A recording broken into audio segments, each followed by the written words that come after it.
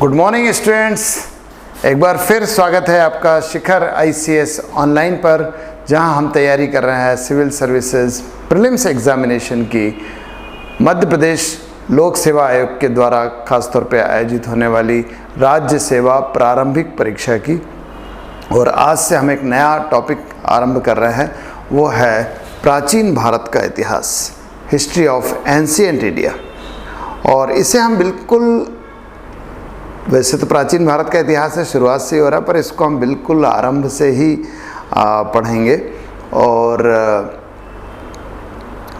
पढ़ेंगे वहाँ से जहाँ से मानव की संस्कृति आरंभ होती है। ठीक है, खास तौर पे प्रागैतिहासिक काल से। देखिए, प्रागैतिहास होता क्या है इसे समझ लीजिए आप पहले तो। What is pre historic period?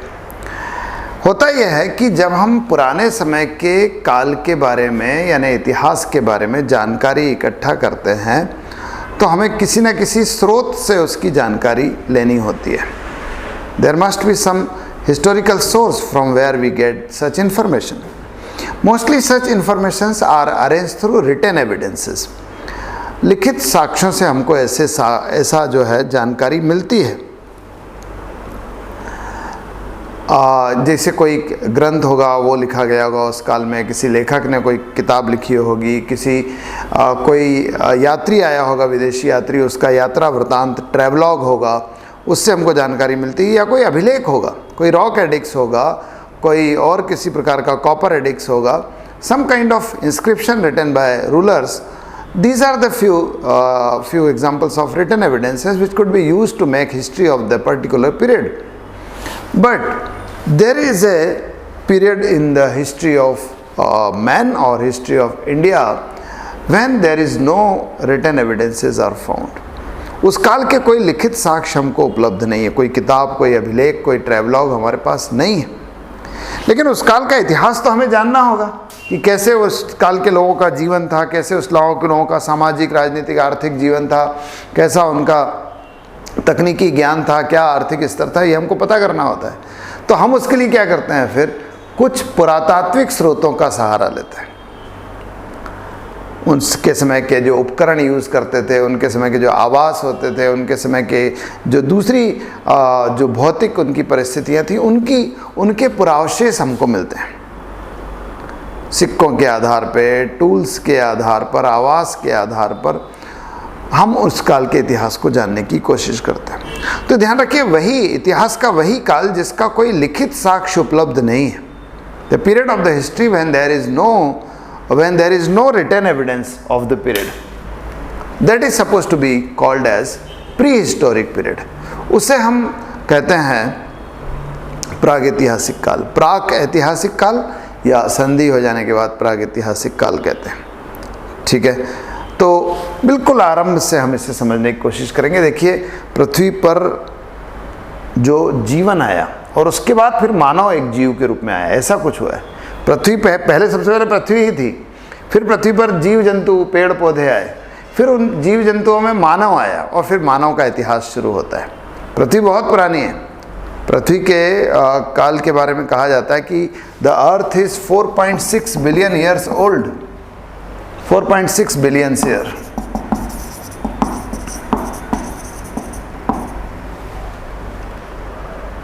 ठीक है, इतनी पुरानी है। या आप ये कह सकते हैं कि 460 करोड़ वर्ष पुरानी है। 460 करोड़ वर्ष पुरानी है। या कह सकते हैं कि 46 अरब वर्ष पुरानी है। कुछ जगह पर 58 अरब वर्ष भी लिखा रहता है, इतनी पुरानी है। ठीक है, अब इस पृथ्वी पर अलग अलग कालखंड में ऐसे परिवर्तन हुए जिसके कारण यहाँ जीवन आया है।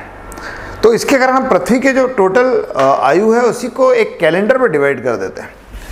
उस कैलेंडर का सबसे पुराना जो कालखंड है उसको हम कहते हैं पैलियोजोइक पीरियड। पैलियोजोइक, पुराजीव काल कहते हैं। फिर इसके बाद अगला जो काल है वो मेसोजोइक पीरियड कहलाता है, मेसोजोइक पीरियड। और इसके बाद वाला जो पीरियड है वो कहलाता है नियोजोइक पीरियड। इसी नियोजोइक का एक भाग होता है जिसको हम सीनोजोइक भी कहते हैं। Cenozoic, it is a part of the Neozoic period. अब फिर इसे कई इपोक में डिवाइड किया जाता है, कई युगों में डिवाइड किया जाता है।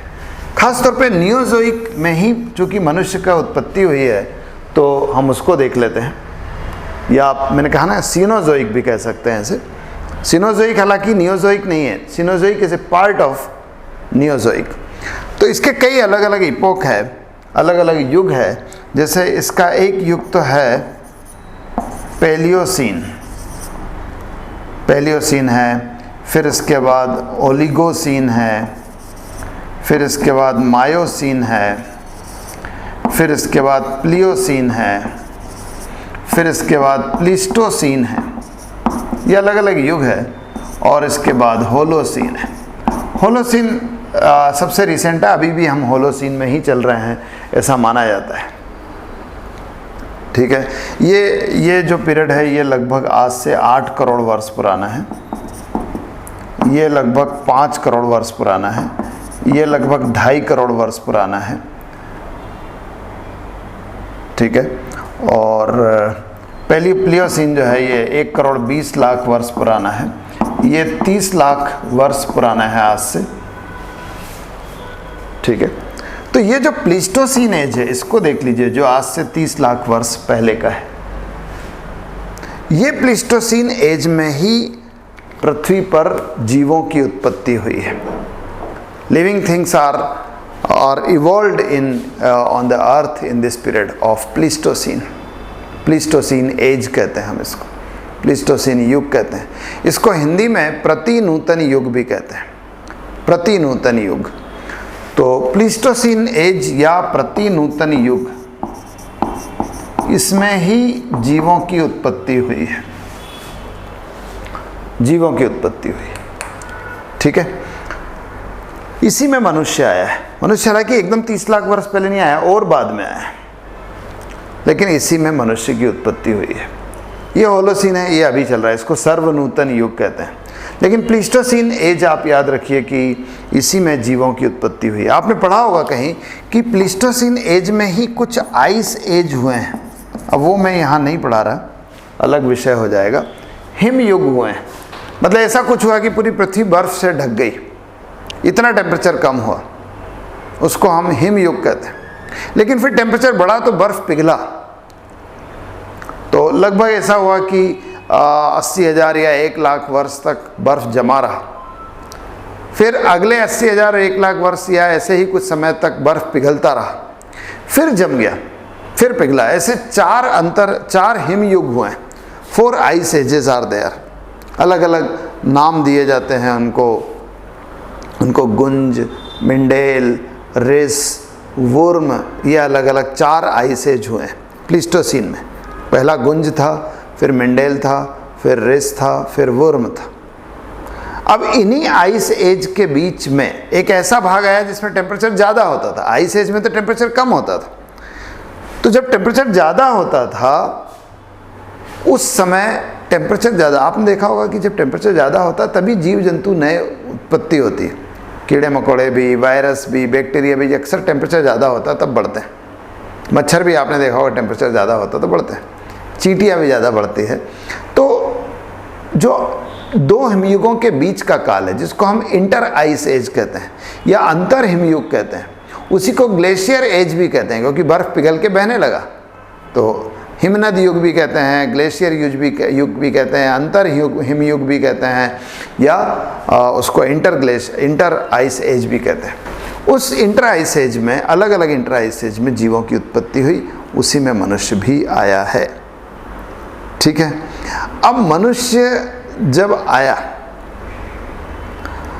तो मनुष्य ने के पास अपने जीवन को व्यतीत करने के लिए, अपनी आजीविका के लिए, अपने जीवन को सुरक्षित बनाने के लिए, to make his life more and more comfortable, to make his life more and more safe, उसके पास था क्या?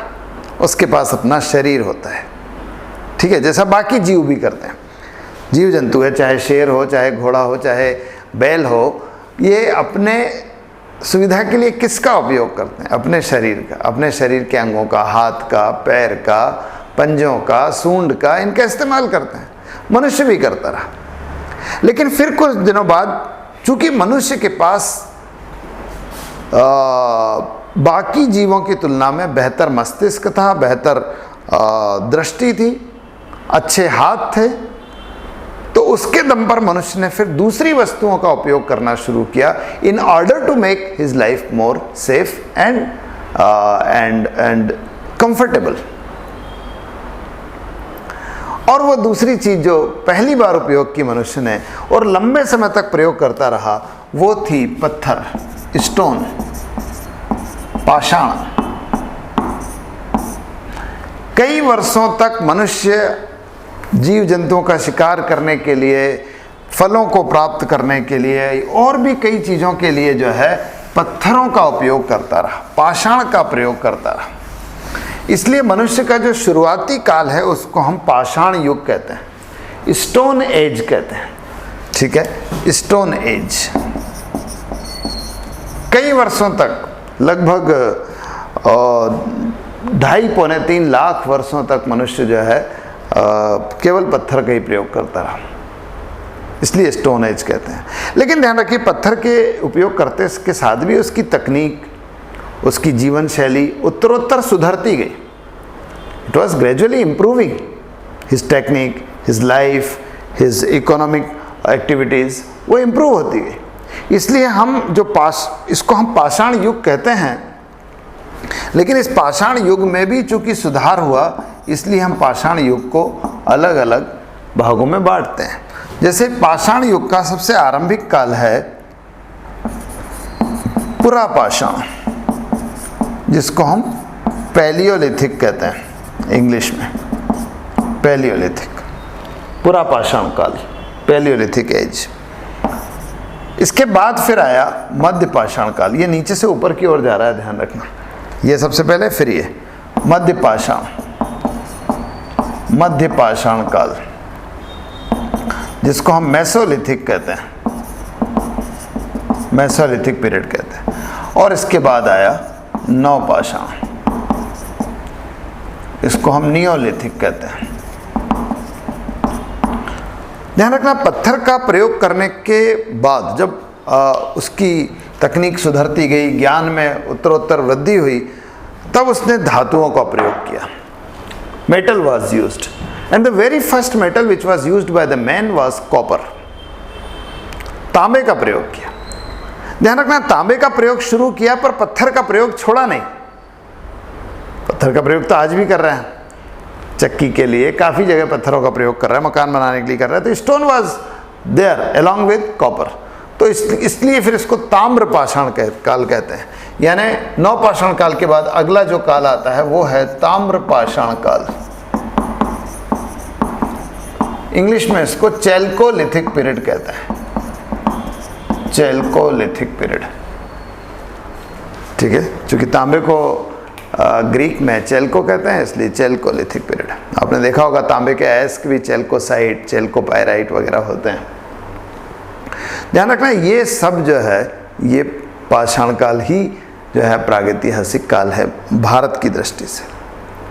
ठीक है, अब एक चीज़ और ध्यान रखना कि जो पुरा पाषाण काल है ये चूँकि बहुत लंबे समय तक चला और इस काल में भी मनुष्य का जीवन धीरे धीरे धीरे करके सुधरता रहा है, इम्प्रूव होता रहा है, संस्कृति में परिवर्तन आता रहा है। इसलिए पुरा पाषाण काल को हम और फर्दर 3 भागों में डिवाइड करते हैं, निम्न पुरा पाषाण,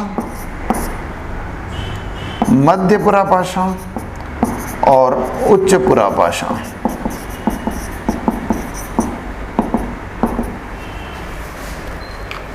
lower Palaeolithic, middle Palaeolithic and upper Palaeolithic. ठीक है, ये सारी कालखंड जो है और इसका जो इतिहास है उसी को हम कहते हैं प्रागैतिहासिक काल, उसी को हम प्रागैतिहासिक काल कह रहे हैं। ठीक है, ये प्रागैतिहासिक काल है, इसका इतिहास हमें पढ़ना है। इसके इतिहास में हमको एक तो ये पढ़ना है कि इस काल में मनुष्य का जीवन कैसा था, दूसरा इस काल में जो पत्थर का प्रयोग कर रहा है, पत्थर के उपकरणों का प्रयोग कर रहा है तो वो कैसे हैं, और फिर हमको ये भी पढ़ना है कि इसके साक्ष्य कहाँ से हमको प्राप्त हुए हैं। तो ये सब पढ़ना है हमको आज प्रागैतिहासिक कालीन इतिहास में। ठीक है, शुरुआत करते हैं। निम्न पुरा पाषाण काल, सबसे पहले पहला काल है लोअर पैलियोलिथिक। तो लोअर पैलियोलिथिक पीरियड जो है, इसमें मनुष्य जो है वो उसका जीवन बहुत ही आरंभिक था। मनुष्य ऑलमोस्ट एक बंदर की तरह, एक चिंपांजी की तरह, एक गोरिल्ला की तरह जीवन व्यतीत कर रहा था। उसकी शारीरिक संरचना भी ऐसी थी, ध्यान रखना इस काल में। काफ़ी कुछ गोरिल्ला या चिंपांजी, जिसको हम मानव सम वानर कहते हैं या एप कहते हैं, उनके जैसी थी। उस काल के मनुष्य को शारीरिक संरचना की दृष्टि से होमोनिड्स कहा जाता है।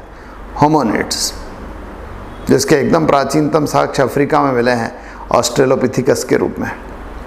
तो वो होमोनिड प्रकार के मानव होते थे इस काल में, और मनुष्य इस समय कहीं रहता नहीं था, कोई उसका आवास नहीं था, बल्कि वो जंगल में खुले में विचरण करता था, जैसे शेर करते हैं, बंदर करते हैं, इस तरह से। और वो नग्न ही रहता था, एक जगह टिक के रहता नहीं था, घूमता रहता था, और कच्चे फल, कच्चे ही सब कुछ खाता था।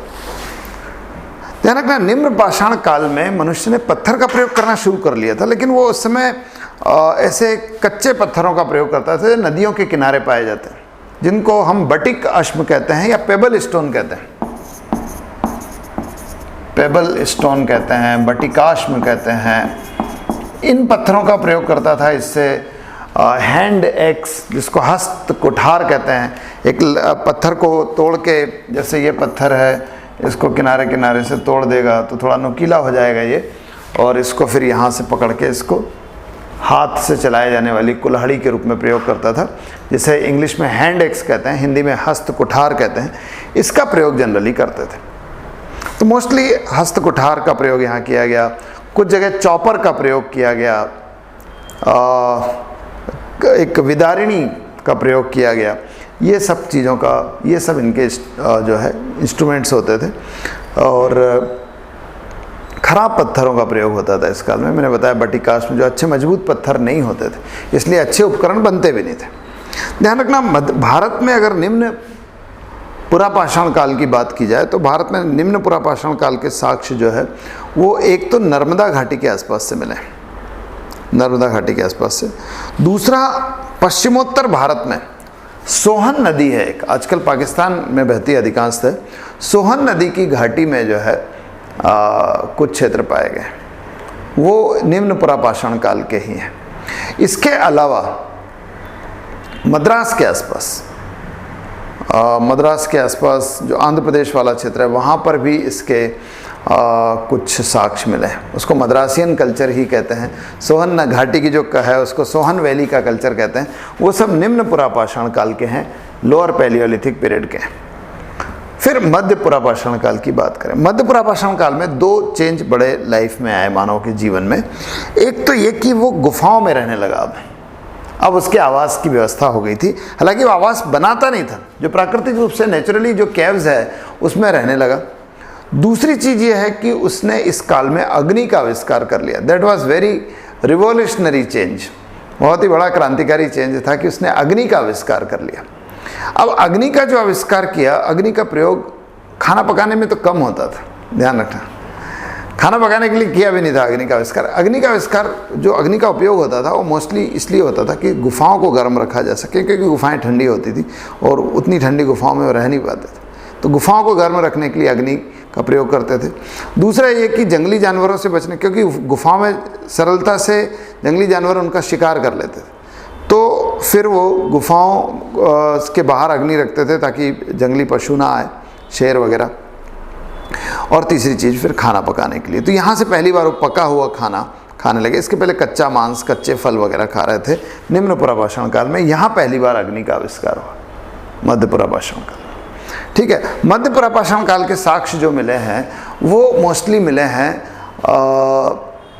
नर्मदा घाटी में, और इसके अलावा गोदावरी नदी की घाटी में। आंध्र प्रदेश में रेनीगुंटा, गुंडूर, गुट्टूर, इन क्षेत्रों में जो है मिले हैं आपके मध्य पुरापाषाण काल के साक्ष्य।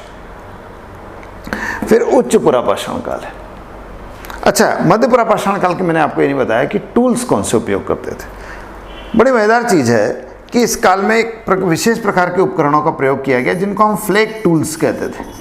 फ्लेक टूल्स, या आप कह लीजिए कि पापड़ी उपकरण कहते हैं। पापड़ी उपकरणों का। फ्लैग टूल्स क्या है मैं बताता हूँ। जैसे मान लो ये पत्थर है, इसको आप यहाँ से तोड़ेंगे तो ये पत्थर जहाँ से इसका कुछ हिस्सा निकल जाएगा और ये नुकीला हो जाएगा। लेकिन निम्न पुरापाषाण काल में तो क्या है, ये मुख्य पत्थर का ही प्रयोग किया उपकरण के रूप में।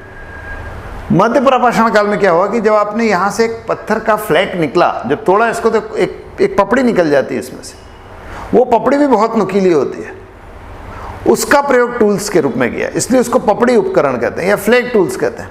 जिसमें ब्लेड होती थी, चाकू होती थी, छेनी होते थे, ये सब नाइफ है, छेनी है, ब्लेड्स है, चॉपर है, ये सब का प्रयोग किया गया, तो वो सब फ्लैग टूल्स होते थे।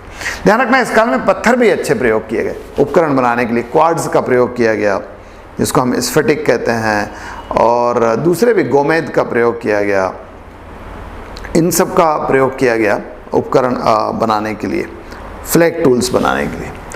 अब उच्च पुरापाषाण काल की बात करें तो उच्च पुरापाषाण जो है इस काल में मनुष्य जो है उसने और ज़्यादा थोड़ा सा विकास किया और इस काल में छोटे छोटे पत्थर के उपकरण बनाना शुरू किए। देखिए तकनीक जितनी आगे बढ़ती है ना, उसके इंस्ट्रूमेंट्स छोटे होते जाते हैं, है ना। पहले मोबाइल बहुत बड़ा होता था, फिर और छोटे होते गए। कैमरे बहुत बड़े होते थे, फिर और छोटे कैमरे। आजकल मोबाइल में छोटा सा कैमरा लग जाता है। तो छोटे उपकरण बनाए गए जिनको हम सूक्ष्म पाषाण उपकरण कहते हैं इस काल में, उच्च पुरापाषाण काल में। सूक्ष्म पाषाण उपकरण, इंग्लिश में इसको माइक्रोलिथ कहते हैं, माइक्रोलिथ टूल्स, जिसमें सुई है और सुई के अलावा बेधनी है, बोरर वो है, या मछली पकड़ने का जो कांटा है ना, फिश पिन बोलते हैं इसको, ये सब इस काल में बनने लगे। तो उच्च पुरापाषाण काल की खासियत यह है कि इस काल में पत्थर तो अच्छे प्रयोग किए ही गए उपकरण बनाने के लिए, लेकिन साथ में साथ पशुओं की हड्डियों का और उनके सींग का, इन सब का भी प्रयोग किया गया उपकरण बनाने के लिए। ठीक है, ये सब जो है उच्च पुरापाषाण काल में हुआ है। फिर मध्य पाषाण काल आता है। मध्य पाषाण काल जो है, इस काल में भी लाइफ काफ़ी कुछ चेंज हुई और बड़े परिवर्तन आए लाइफ में। और मेसोलिथिक पीरियड का सबसे बड़ा चेंज ये है कि इस काल में मनुष्य ने पशुपालन करना शुरू किया। पशुपालन, ठीक है, पहली बार एनिमल हस्बेंड्री से परिचित हुआ और वो जो है गाय या भैंस या ऊंट, ये सब पशुपालन करने लगा। आप देखिए भारत में पशुपालन के सबसे पुराने साक्ष्य जो है 2 जगह से मिलते हैं। एक तो भीलवाड़ा ज़िले में है, बागोर भीलवाड़ा ज़िले में, और दूसरा है आदमगढ़, होशंगाबाद ज़िले, मध्य प्रदेश में। यहाँ से पशुपालन के सबसे प्राचीनतम साक्ष्य मिलते हैं, वो सब मध्य पाषाण काल के हैं। दूसरी चीज़, इंस्ट्रूमेंट कौन से उपयोग किए गए, तो इस काल में माइक्रोलिथ ही प्रयोग किया गया। माइक्रोलिथ की शुरुआत उच्च पुरापाषाण काल में हुई, लेकिन मध्य पाषाण काल में अधिकांश उपकरण जो है माइक्रोलिथ थे, सूक्ष्म पाषाण उपकरण थे। एक बड़ी खास चीज़ है कि इस काल में पाषाण जो उपकरण थे उनमें हैंडल लगाए गए, हैंडल लगाए जाने लगे। यानी जैसे आज हमारे यहाँ होता है हथौड़ी में, फावड़े में, गेती में, कुल्हाड़ी में एक लकड़ी का हैंडल लगा रहता है, दस्ता बोलते हैं, वो हैंडल वाले उपकरणों का प्रयोग मध्य पाषाण काल में किया जाने लगा। एक मिनट,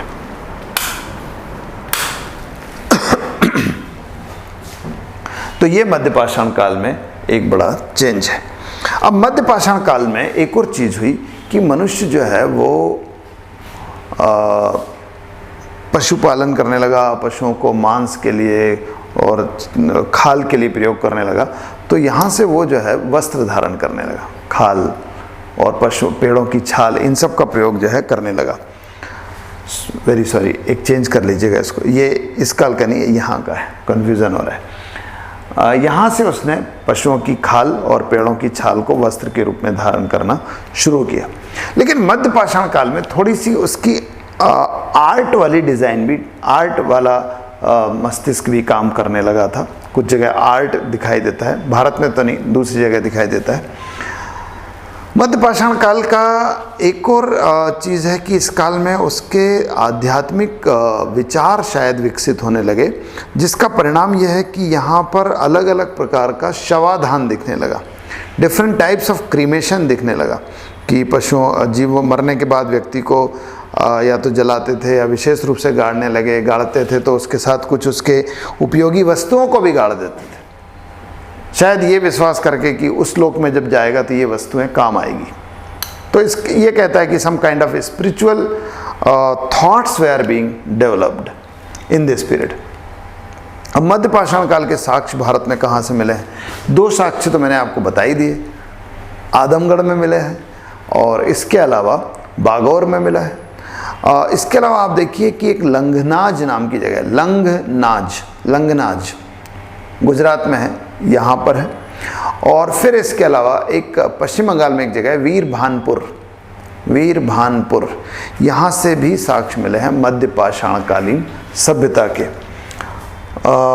भीमबेटका से भी साक्ष्य मिले हैं मध्य पाषाण काल के, ध्यान रखना। फिर नवपाषाण काल है। नवपाषाण काल जो है, इस काल में मनुष्य के जीवन में बहुत बड़े परिवर्तन आए। Drastic change they are seen in the life of the man. इतने बड़े परिवर्तन हुए कि एक पुरातत्वविद है आपका गार्डन चाइल्ड का नाम याद रखना आप। तो गार्डन चाइल्ड जो है, उन्होंने ये कहा कि इस काल में इतने चेंज हुए हैं कि इसे नवपाषाण क्रांति कहा जाना चाहिए। He called the Neolithic period as a Neolithic revolution because of the drastic change brought in the life of the man. क्या परिवर्तन आया? सबसे बड़ा परिवर्तन आया कि इस काल में मनुष्य कृषि करने लगा, खेती करने लगा। अब खेती करने लगा तो उसको एक ही जगह रहना पड़ेगा, तो वो एक ही जगह रहने लगा। अब उसका जो घुमंतु जीवन है वह समाप्त हो गया। वो जो यायावर की तरह, नोमैड्स की तरह घूम रहा था, नोमैडिक लाइफ वाज एंडेड, क्योंकि वो एक खेती कर रहा था, वहीं रहना पड़ेगा उसे। दूसरी चीज़ है, अब एक जगह रहेगा तो उसे मकान बनाना पड़ेगा। तो पहली बार नवपाषाण काल में, भारत में तो कम से कम पहली बार, आवास निर्माण की कला दिखाई देती है। जगह जगह आपको आवास निर्माण दिखेंगे, मैं भी आपको बताऊंगा कहाँ कहाँ से इसके साक्ष्य मिले, वहाँ आवास मिले। अगली चीज़ ये है कि इस काल में जब आप खेती पर निर्भर होते हैं तो फसल एक ही बार आती है। अब एक बार आएगी फसल, लेकिन उसे उपयोग साल भर करना है। फसल तो एक बार आएगी, गेहूँ एक बार आएगा अप्रैल में, now you have to use it all over the year. तो कैसे उपयोग करेंगे? You will have to arrange some kind of storage facility. कोई जो है आपको स्टोर करने का, भंडारण की जो है तकनीक विकसित करनी होगी, तो विकसित की। मिट्टी के बर्तन बनाए गए इस काल में पहली बार। अर्दन पॉट्स वेयर मेड, मृदभांड जिसे कहते हैं, वो पहली बार बनाए गए। हालांकि ध्यान रखना, इस काल में मृदभांड का प्रयोग जरूर मिलता है, लेकिन वो कुम्हार के चाक पर बनाए हुए मृदभांड नहीं थे। They were not aware of potter's wheel, बल्कि मिट्टी के बर्तन सिंपली बनाए गए ताकि अनाज स्टोर किया जा सके नवपाषाण काल में। इसके अलावा भी लाइफ में बहुत सारे परिवर्तन हैं। यहाँ कपड़ों की बुनाई शुरू हुई। सूत से परिचित नहीं थे, कॉटन से परिचित नहीं थे, कपास से परिचित नहीं थे, लेकिन जूट के या और पेड़ों की छाल के बुनाई करके कपड़े बना लेते थे। तो they were aware of weaving. They were not aware of cotton, but they were aware of weaving. तो ये भी नवपाषाण काल में हुआ। ठीक है, तो नवपाषाण काल से ही कृषि जो है आरंभ होती है मानव के सभ्यता में। ठीक है, तो ये है नवपाषाण काल। अब प्रश्न है कि इसके साक्ष्य कहाँ मिलते हैं? अब इसके साक्ष्य लगभग पूरे भारत में मिलते हैं नवपाषाण काल के। बिल्कुल सुदूर पश्चिमोत्तर भारत से ले लीजिए आप, बलूचिस्तान पाकिस्तान से लीजिए, वहाँ राना घुंदाई करके जगह है। राना घुंदाई जगह के नाम आपको लिख के बता देता हूँ। अब हम नवपाषाण काल पढ़ रहे हैं, इसलिए से बाकी सबको इरेज कर देते हैं। और अब पाकिस्तान क्यों पढ़ रहे हैं? क्योंकि पाकिस्तान भी भारत ही था, और क्या पता आगे भी भारत हो जाए। तो जैसे राना घुंदाई है, ये मैंने बताया कि बलूचिस्तान में है। यहाँ पर इस प्रकार के साक्ष्य मिले हैं। नवपाषाण काल के। और फिर एक किल्ली गिल मोहम्मद है, ये पाकिस्तान के पंजाब में है। किल्ली गुल मोहम्मद, किल्ली किले का फीमेल वर्जन है, किला किली, ठीक है। इसके अलावा मेहरगढ़ है। मेहरगढ़ बहुत ही प्रसिद्ध जगह है, ध्यान रखना। मेहरगढ़ से गेहूं और जौ इनकी कृषि के सबसे अर्ली एविडेंसेस मिलते हैं। Most early evidences of farming of cultivation of wheat and barley, गेहूं और जौ के सबसे आरंभिक साक्ष्य मिलते हैं। मेहरगढ़ पाकिस्तान में है, बलूचिस्तान में। इसके अलावा पंजाब में, पाकिस्तान के पंजाब में जलालपुर करके जगह है, वहाँ से ऐसे क्षेत्र मिले हैं नवपाषाण काल की सभ्यता। आप देखिए कश्मीर में मिले हैं। कश्मीर में दो जगह है, बुर्ज होम और गुफ कराल। गुफ कराल, बुर्ज होम और गुफ कराल, यहाँ से साक्ष्य मिले हैं नवपाषाण काल के। बुर्ज होम में बड़े आश्चर्यजनक रूप से ज़मीन के अंदर बनाए हुए आवास मिलते हैं, जिनको हम पॉट ड्वेलिंग्स कहते हैं या इनको गर्त आवास कहते हैं। गड्ढे में बनाए गए, गड्ढे में बनाए नीचे ज़मीन के अंदर, शायद ठंड के कारण, और फिर सीढ़ियों से नीचे उतरते थे, वहाँ चूल्हे वगैरह सब कुछ होते थे। ऐसे बुर्ज होम में भी मिले हैं और गुफ कराल में भी मिले हैं।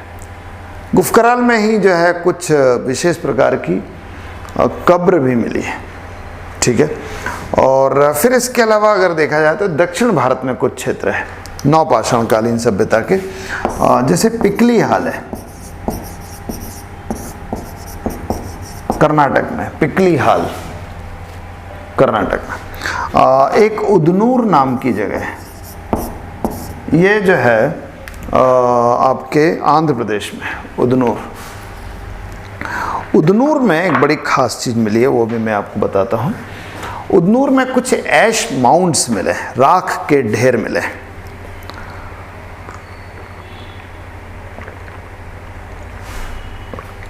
पुरातत्वविदों ने यहाँ पर कुछ गांव में राख के ढेर पाए, बहुत पुराने, जिसमें गोबर के कंडे, पशुओं के जो एनिमल डंग होते हैं वो जले हुए हैं, लकड़ी के खूंटे जले हुए हैं।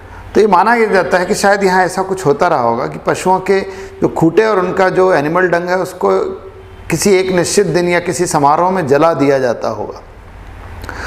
और तो सच ऐश माउंट्स वेर फाउंड इन उदनूर, पिकली हाल। फिर इसके अलावा आप देखिए यहाँ पर ब्रह्मगिरी नाम की जगह कर्नाटक में, ब्रह्मगिरी, मस्की, जतिंगा, यहाँ पर भी नवपाषाण काल के साक्ष्य मिले। उत्तर प्रदेश में देखिए, उत्तर प्रदेश में एक जगह है कोल्डिहवा, कोल्डिहवा, इलाहाबाद के पास जगह है, बेलन नदी की घाटी में। ये ध्यान रखना, ये बोलन नदी की घाटी में, बोलन घाटी में मेहरगढ़, ये बेलन नदी की घाटी में। बेलन एक ट्रिब्यूटरी है गंगा की, उसकी घाटी में कोल्डिहवा है उत्तर प्रदेश में। कोल्डिहवा इसलिए प्रसिद्ध है क्योंकि कोल्डिहवा में ही पहली बार चावल की खेती के साक्ष्य मिलते हैं। Evidences of cultivation of rice, paddy is found in Koldihwa. एक चीज बताना छूट गया, ये पिकली हाल और उदनूर दोनों जगह बाजरे की खेती मिलती है, जो बाजरे के पहले एविडेंसेस है, बाजरा, मिलेट, ठीक है। और इसके अलावा चिरांद एक बड़ी प्रसिद्ध जगह है, चिरांद बिहार में है, छपरा जिले में। तो चिरांद में भी इस तरह के साक्ष्य हमको मिले हैं जो नवपाषाण कालीन सभ्यता के हैं। तो नवपाषाण कालीन सभ्यता के अलग अलग क्षेत्र इस प्रकार से, ठीक है। नवपाषाण के बाद फिर ताम्रपाषाण काल शुरू होता है, चैल्कोलिथिक पीरियड शुरू होता है। ध्यान रखना, जो सिंधु घाटी सभ्यता है वो भी चैल्कोलिथिक पीरियड ही है, वो भी चैल्कोलिथिक पीरियड है। लेकिन सिंधु घाटी सभ्यता में हमको रिटर्न एविडेंस मिलते हैं, हालांकि पढ़े नहीं जा सके तो उसको हम एक अलग सभ्यता के रूप में पढ़ते हैं। लेकिन ताम्रपाषाण काल का ही, काल की दृष्टि से, पीरियड की दृष्टि से वो इसी पीरियड का है। सिंधु घाटी सभ्यता, Indus valley civilisation, Harappa civilisation, that is of period of chalcolithic period from the point of view of chronological order, कालक्रम की दृष्टि से। लेकिन सभ्यता की दृष्टि से अलग है, उनकी सभ्यता अलग है, ज़्यादा एडवांस थे, ज़्यादा इम्प्रूव्ड थे। चैल्कोलिथिक पीरियड में तांबे का प्रयोग हुआ, तांबे के उपकरण, तांबे की कुल्हाड़ी, तांबे की छेनी, तांबे की सुई, इन सब का प्रयोग होने लगा along with the use of stone tools also। ठीक है, तो इसके साक्ष्य भी मध्य प्रदेश में, मध्य प्रदेश आ रहा है, भारत में मिले, मध्य प्रदेश में भी मिले। भारत की बात करें तो बड़ी संख्या में साक्ष्य पश्चिमी भाग में मिले, राजस्थान में मिले। राजस्थान में 2 जगह है जबरदस्त, यहाँ पर तांबे के उपकरणों के साक्ष्य मिले हैं, एक आहाड़ है और एक गिलुंद है। चंबल की एक सहायक नदी है बनास, उस बनास नदी की घाटी में है ये 2 जगह, आहाड़ और गिलुंद। यहाँ से ताम्रपाषाण कालीन सभ्यता के तांबे के उपकरण मिले, मिट्टी के बर्तन मिले। ठीक है, इसके अलावा आप देखिए कि एक राजस्थान में ही सोथी संस्कृति है, सोथी नाम की का क्षेत्र है, घग्गर नदी के किनारे, वहाँ से भी ताम्रपाषाण कालीन सभ्यता के साक्ष्य मिले। सोथी में, सोथी संस्कृति बोलते हैं, राजस्थान में है। इसके अलावा आप देखिए कालीबंगा है। अब कालीबंगा वैसे तो सिंधु घाटी सभ्यता का एक क्षेत्र है, लेकिन कालीबंगा में एक सभ्यता बहुत पुरानी मिलती है जो सिंधु घाटी सभ्यता से भी पहले की है, वो ताम्रपाषाण कालीन सभ्यता है। ऐसा कहा जाता है कि कालीबंगा से ही सिंधु घाटी सभ्यता का उदय हुआ। यहाँ हड़प्पा पूर्व सभ्यता के साक्ष्य मिले, प्री हड़प्पन सिविलाइजेशन मिला कालीबंगा में। तो कालीबंगा भी ताम्रपाषाण कालीन क्षेत्र सभ्यता का एक केंद्र है। ये सब राजस्थान में है। सिंध में आप देखिए, सिंध जो पाकिस्तान में है आजकल, वहाँ आमरी, कोट दीजी, इसके अलावा वहाँ एक झूकर संस्कृति है, झूकर संस्कृति बोलते हैं, झूकर कल्चर बोलते हैं, झाकर झूकर भी बोलते हैं। ये सब सिंध में। कोट दीजी में तो यहाँ पहली बार फोर्टिफिकेशन मिलता है, फोर्ट मिलता है, चारों तरफ दीवार मिलती है। तो ये सब क्षेत्र है जो ताम्रपाषाण कालीन सभ्यता के क्षेत्र है और सिंध में। इसके अलावा आप देखिए एक जगह है गणेश्वर, गणेश्वर उत्तर प्रदेश में है और ये भी ताम्रपाषाण कालीन सभ्यता का एक बड़ा क्षेत्र है। यहाँ से तांबे के उपकरण काफ़ी मिले हैं। और फिर मध्य प्रदेश में मालवा और निमाड़ के कुछ क्षेत्र हैं जिनको मालवा की ही संस्कृति कहा जाता है, ये मध्य प्रदेश में है।